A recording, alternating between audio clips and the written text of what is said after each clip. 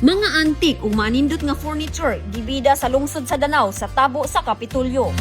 Sa tabo sa Kapitolyo, daghang mga baligya nga delicacies apan ang lungsod sa Danau gibida ang mga antiques ug nindot nga mga furniture.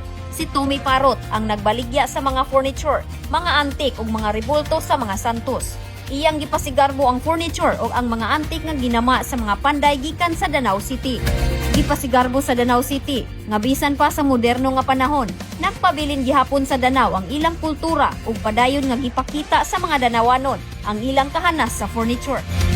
Mahal-mahal gyud ni siya nga atong baligya nga mga furniture tungod kay mga hardwood man ni siya. Ang uban ani niya nga item mga karaan, kalamitan ani wala ni siya sa department store.